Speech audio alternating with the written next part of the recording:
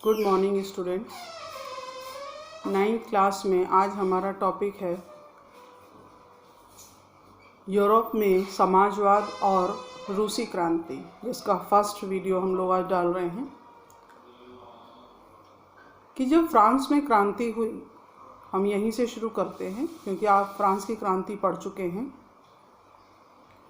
France की क्रांति में यूरोप में समानता, बंधुत्व और भाईचारा, ये 3 शब्द फ्रांस की क्रांति से निकले हैं और इसका संदेश दूसरे देशों में भी गया, जिससे वहाँ पर भी क्रांतियाँ हुई हैं। क्रांति होना माने समाज में बदलाव होना, नए विचारों का बनना, प्रकट होना। लेकिन जल्दी से कोई भी समाज बदलाव नहीं चाहता है, क्योंकि बदलाव धीरे धीरे होते रहें, लगातार होते रहें तो समाज ठीक से व्यवस्थित हो जाता है। एकदम से करोगे, अचानक करोगे और समाज उसके लिए पहले से तैयार नहीं रहता। तो फ्रांस की क्रांति के बाद जो विचार उत्पन्न हुए, अब हम उन विचारों को एक्सप्लेन करेंगे कि क्रांति के बाद 3 विचारधाराएं और पनपी, जिसमें नाम आया उदारवाद, रेडिकल्स यानी कट्टरपंथी, रूढ़िवादी यानी परंपरावादी। तो हम यहाँ समझते हैं उदारवादी किसे कहते हैं। उदारवाद वो लोग होते हैं जो ऐसा राष्ट्र बनाना चाहते हैं जो सभी धर्मों का सम्मान और सहन करने वाले हों, और वंशीय जो शासक होते हैं उनको अनियंत्रित शक्ति का विरोध करने का अधिकार हो।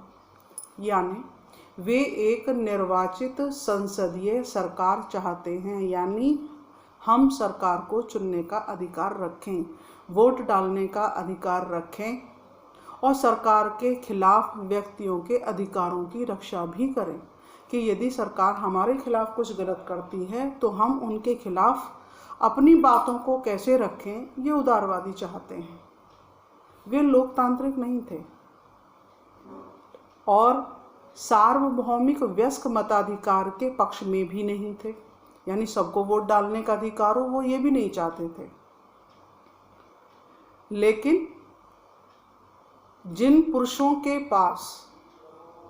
पुरुष समाज के पास संपत्ति होगी उसी को वोट डालने का अधिकार होना चाहिए, महिलाओं को भी ना हो। तो कुल मिला के उदारवाद कहना चाहता है कि वोट डालने का अधिकार केवल पुरुष समाज के पास में हो, जिसके पास संपत्ति हो, अपने वोट देने के माध्यम से अपनी निर्वाचित सरकार बनवाएं, अपना नेता चुनें, और यदि वो चुनी हुई सरकार हमारे खिलाफ कुछ गलत काम करे तो उनका विरोध प्रकट करने के लिए भी हमारे पास वो पावर होनी चाहिए। तो ये अधिकार ना तो महिलाओं को दिया गया, ना ही ये वोट डालने का अधिकार सबको दिया गया। तो ऐसा उदारवाद के लोग चाहते थे। दूसरा शब्द है इसमें रेडिकल्स। ये एक ऐसा राष्ट्र बनाना चाहते थे जिसमें सरकार देश की अधिकांश आबादी पर आधारित हो, निजी संपत्ति के अस्तित्व के पक्ष में नहीं थे, लेकिन कुछ लोगों में एकाग्रता नहीं चाहते थे। निजी संपत्ति माने अपनी संपत्ति भी होनी चाहिए। तीसरा है इसमें परंपरावादी। वे एक ऐसा राष्ट्र चाहते थे जिसमें परिवर्तन का समर्थन हो। यदि परंपरावादी माने पुराने अंधविश्वासी विचारों पर, कि यदि कोई परिवर्तन हो तो उसमें लोगों की सहमति होनी चाहिए, अचानक से परिवर्तन ना किया जाए, और परिवर्तन यदि हो भी तो वो धीमी गति से हो, एकदम नहीं। क्योंकि क्रांति जो होती है उसका उद्देश्य ये होता है कि जो व्यवस्था आज है वो कल नहीं रहेगी, जबकि परंपरावादी चाहते हैं कि हम अचानक बहुत जल्दी परिवर्तन नहीं चाहते, धीरे धीरे धीमी प्रक्रिया से परिवर्तन चाहते हैं, लेकिन उसमें सभी का समर्थन होना आवश्यक है। नेक्स्ट पॉइंट है औद्योगिकरण और सामाजिक परिवर्तन। जिन क्षेत्रों में फैक्ट्रियां हैं तो फैक्ट्री होंगी, तो वहाँ पर लोगों की बसावट भी करनी पड़ेगी। स्त्री पुरुष महिलाएं बच्चे भी रहेंगे, कारखानों में काम करने वाले रहेंगे, उनके आवास की व्यवस्था रखी जाएगी, स्वच्छता की बात रखी जाएगी। तो औद्योगिकरण यानी जब किसी स्थान पर फैक्ट्रियां लगाई जाएंगी तो बसावट की समस्या भी आएगी। जो लोग काम करने वाले होंगे उनके भोजन की व्यवस्था भी होगी, लोगों को रोजगार देना पड़ेगा। तो औद्योगिकरण से सामाजिक परिवर्तन भी आए।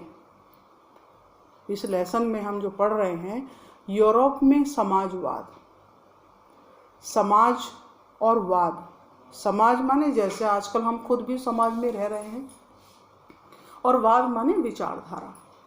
यूरोप एक कॉन्टिनेंट महाद्वीप है, तो वहाँ पर हम एक विचारधारा की बात कर रहे हैं कि यूरोप में समाजवाद कैसे फैला। समाजवाद किसे कहते हैं, किसने फैलाया समाजवाद? तो जो यूरोप में समाजवादी लोग हैं वो निजी संपत्ति के खिलाफ हैं, यानी उचित संपत्ति का जो मालिक है, जो रोजगार देता है, लेकिन वो केवल व्यक्तिगत लाभ से संबंधित है। भाई कोई व्यक्ति उदाहरण के लिए हमें कोई रोजगार दे रहा है अपनी संपत्ति के आधार पर, तो वो हमें रोजगार इसलिए नहीं दे रहा कि वो हमें लाभ पहुंचा रहा है, क्योंकि उसे अपनी फैक्ट्री चलानी है, रोजगार बढ़ाना है, तो मजदूरों की आवश्यकता होगी। मजदूर काम करेंगे तो उसका मुनाफा किसको जाएगा? पूंजीवादी वर्ग को, पैसे वाले लोगों को। तो जो कुछ सामाजिक सहकारी समितियां होती हैं, उनके विचार ये है कि दूसरों ने मांग की कि सरकार सहकारी समितियों को प्रोत्साहित करे, यानी आम जनता के लिए जो काम करने वाले लोग हैं उनके लिए सहकारी समितियां बननी चाहिए। यदि आपने देखा हो तो आजकल सहकारी समितियों के बैंक भी बने हुए हैं, जिससे सरकार आम जनता को लाभ पहुंचाने के लिए कार्य करती है।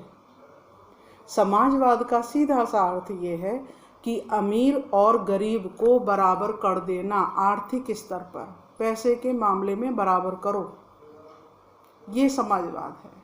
तो लोगों ने उसमें अपने विचार दिए हैं, जिसमें नाम आता है कार्ल मार्क्स। कार्ल मार्क्स और फ्रेडरिक एंगेल्स ने अन्य विचारों को भी इसमें जोड़ा। मार्क्स ने कहा है कि औद्योगिक समाज पूंजीवादी था, जो भी फैक्ट्री लगाने वाले थे वो ज़्यादातर पैसे वाले लोग थे, पूंजीवादी लोग थे, जिसका उद्देश्य क्या था? कारखानों में पूंजी लगाओ, पैसा लगाओ और श्रमिकों के द्वारा लाभ लो। श्रमिक काम करेंगे, उसका मुनाफा किसके पास जाएगा? पूंजीवादी लोगों के पास। फिर मार्क्स कहता है कि समाजवादी समाज मजदूरों को पूंजीवाद से मुक्त करेगा, तो यह एक साम्यवादी समाज होगा। साम्यवादी समाज माने यदि फैक्ट्री के लोग किसी मजदूरों को अपने यहाँ काम पे लगाते हैं तो ये पूंजीवादी को लाभ है, लेकिन उन्हें यदि कुछ व्यक्तिगत उनके हित के लिए काम करेगा या पूंजीवादी के आधार पर उनको अनियंत्रित करेगा, छोड़ देगा, मुक्त कर देगा, तो वो साम्यवादी समाज होगा। और साम्यवाद माने जहाँ मजदूर दल की सोची जाती हो, उनके हित सोचे जाते हों। आपको यदि पढ़ा हो आपने कि हमारे विश्व स्तर पर संयुक्त राष्ट्र संघ में सबसे पहला जो संघ बना, अंतर्राष्ट्रीय श्रम संघ बना, इंटरनेशनल लेबर ऑर्गेनाइजेशन, और ये प्रथम विश्व युद्ध के बाद बना था बच्चों। प्रथम विश्व युद्ध हुआ था 1914 से 1918। उसके बाद ये पहला संगठन बना था जहाँ पर मजदूरों के हित की बात की गई थी। यदि आपने देखा होगा सोवियत संघ जिस समय था, रूस के झंडे पर भी हंसिया और हथौड़ा बना हुआ है, ये मजदूर दल का प्रतीक चिन्ह है। और ये जो आपके लेखक पढ़ रहे हैं कार्ल मार्क्स, ये समाजवाद का समर्थक रहा है। तो कार्ल मार्क्स कहता है कि पूंजीवादी लोग अपने मुनाफे को कमाने के लिए श्रमिक वर्ग को फैक्ट्रियों में लगाते हैं और उनका उद्देश्य श्रमिक लोगों को लाभ पहुंचाना नहीं होता, बल्कि अपने संपत्ति को, अपने पूंजी को बढ़ाना होता है। तो मार्क्सवाद कहता है कि यदि हम मजदूरों को पूंजीवाद से मुक्त कर देंगे तो यह एक साम्यवाद समाजवाद होगा, यानी मजदूरों के हित के कल्याण के लिए कार्य करेगा। Thank you.